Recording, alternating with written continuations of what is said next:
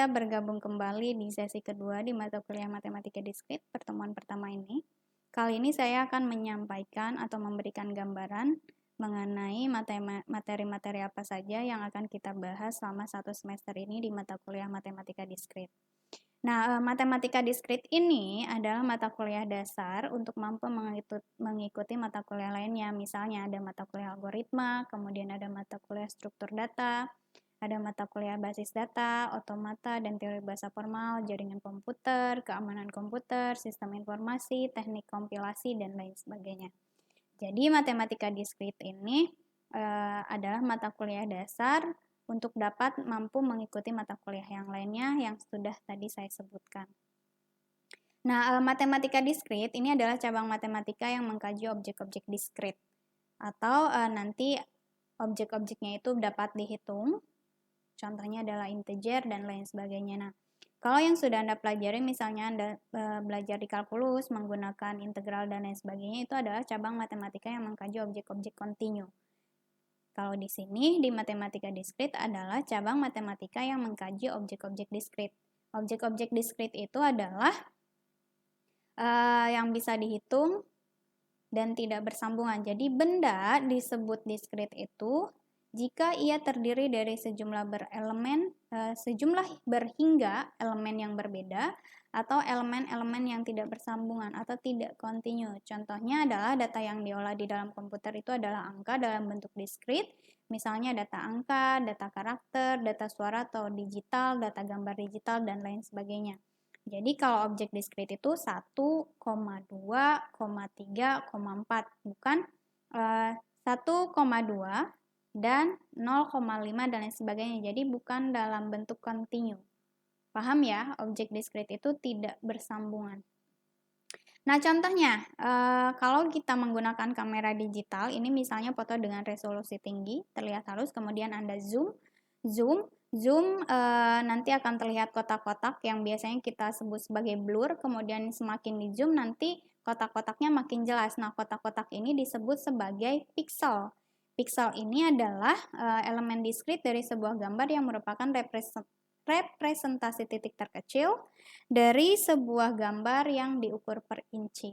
Jadi contoh aplikasi dari matematika diskrit ini yaitu penggunaan di kamera digital. Dari kamera digital itu ada yang disebut sebagai pixel. Pixel ini adalah elemen diskrit dari sebuah gambar yang merupakan representasi titik terkecilnya.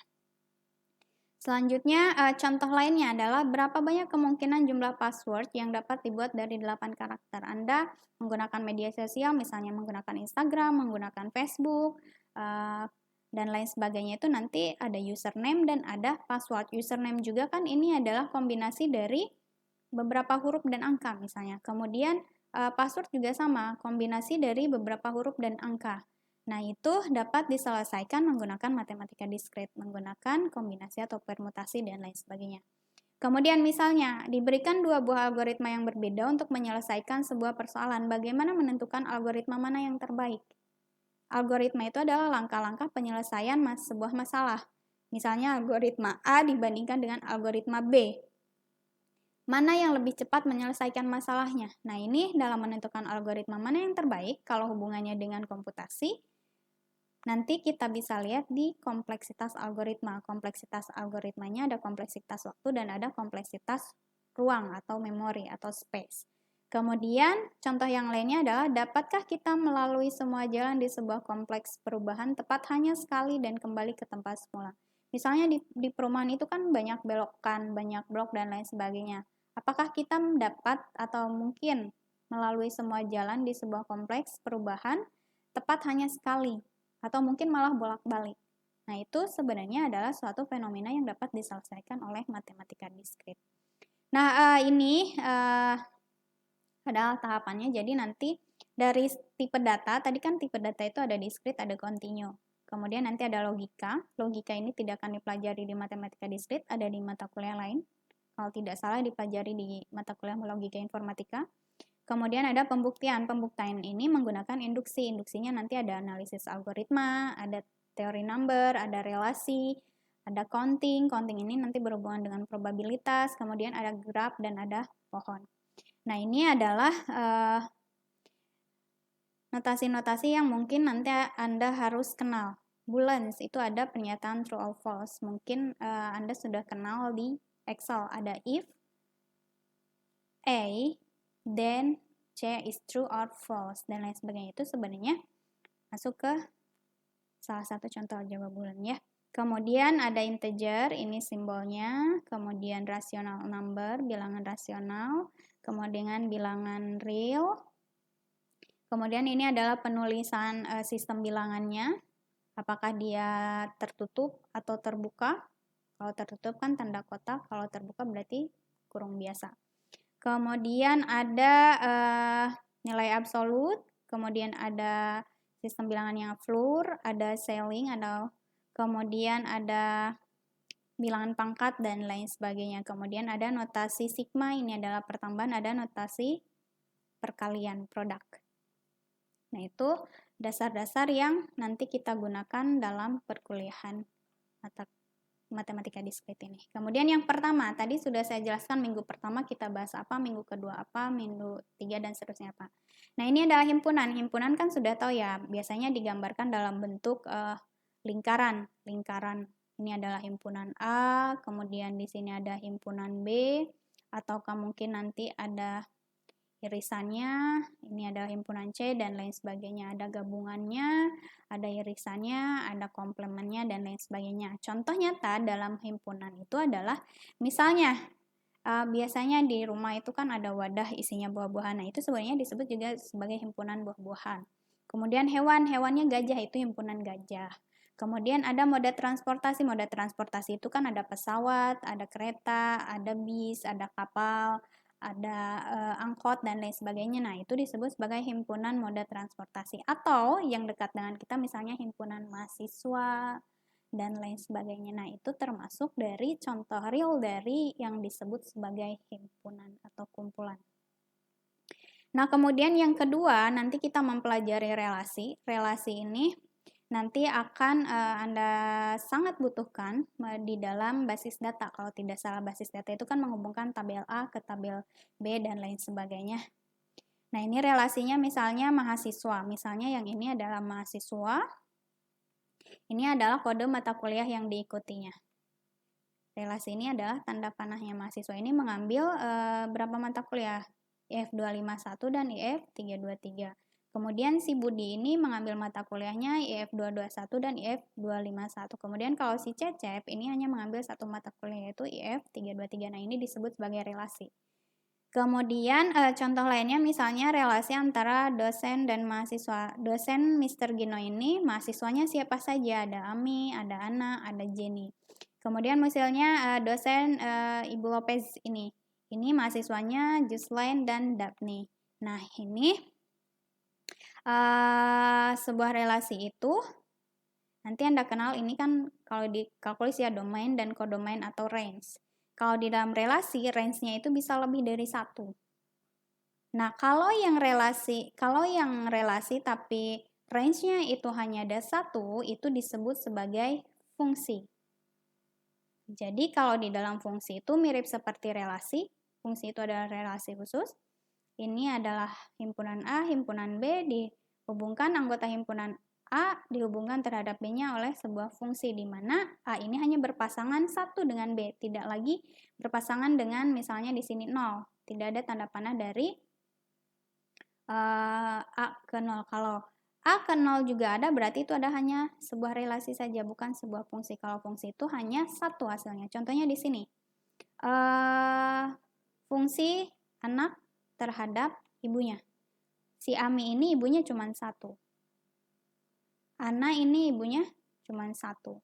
Jocelyn ibunya cuma satu. Daphne ibunya cuma satu. Jenny ibunya cuma satu. Jadi tidak ada seorang anak yang memiliki ibu dua. Nah, itu disebut sebagai fungsi. Tapi hasilnya kalau si himpunan A ini boleh. Paham ya?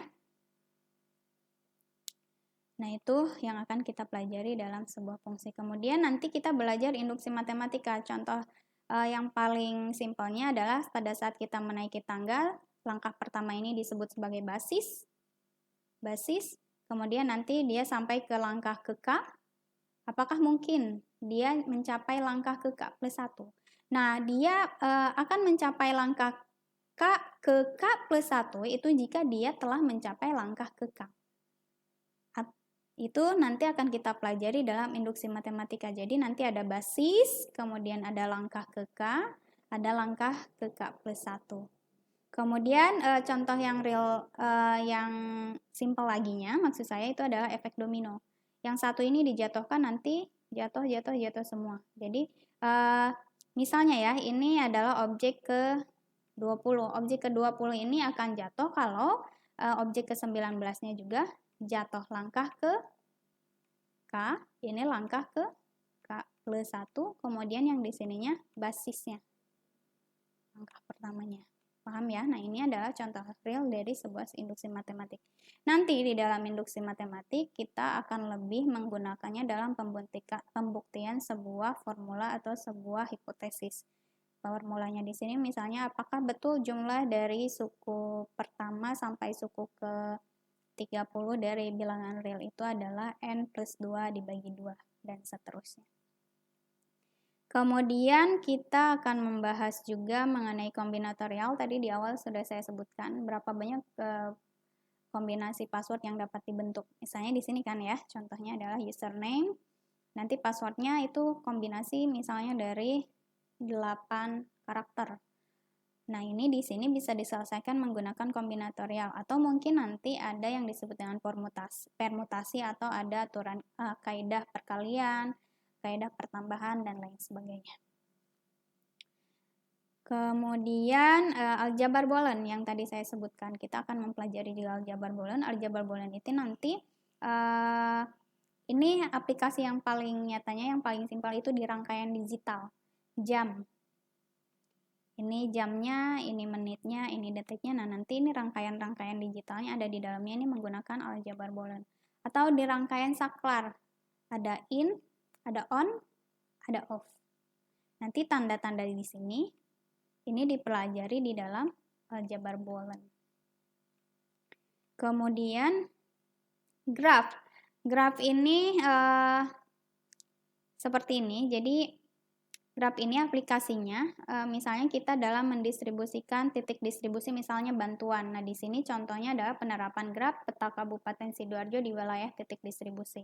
Nanti ada yang namanya pewarnaan graph. Pewarnaan graph nanti ini simpulnya warna apa, ditentukan, kemudian nanti misalnya kita ingin menentukan jalur mana yang lintasannya paling kecil. Jadi kita bisa membuat sebuah jalur misalnya yang di sini dari kota ini nanti kita distribusinya ke kota mana yang lintasannya paling kecil dan seterusnya. Jadi itu adalah contoh dari sebuah penerapan graf. Kemudian ada pohon. Pohon ini adalah graf yang tidak berarah. Di dalam pohon ini nanti yang paling sering kita gunakan adalah di struktur keluarga. Ini struktur keluarga, kemudian contoh yang ini ada di struktur organisasi. Jadi kalau pohon itu adalah graf yang tidak berarah. Kemudian ada kompleksitas algoritma. Tadi sudah saya sebutkan, misalnya algoritma itu adalah langkah-langkah pemecahan masalah. Nah, kalau di statistik ya, misalnya ada yang namanya algoritma MCMC. Algoritma MCMC itu nanti kompleksitas algoritmanya pada saat dieksekusi apakah dia cepat atau tidak. Nah, di sini bisa kita lihat kompleksitas waktu ketika ukuran datanya semakin besar, waktu yang dibutuhkannya juga semakin ke atas atau semakin landai. Nah, kompleksitas algoritma itu dapat kita pelajari di minggu terakhir sebelum UAS.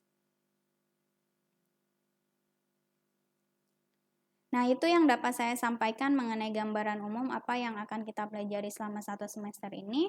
Jika ada yang kurang jelas, Anda silahkan menggunakan forum diskusi di e-learning, nanti akan saya jawab, atau bisa hubungi saya secara langsung melalui WhatsApp. Nah, untuk pertemuan kali ini saya akhiri, dan selamat belajar. Semoga tetap bisa menjaga motivasi belajarnya. Jangan lupa untuk tetap disiplin dan teratur dalam mengikuti perkuliahan secara daring ini. Saya akhiri, wassalamualaikum warahmatullahi wabarakatuh.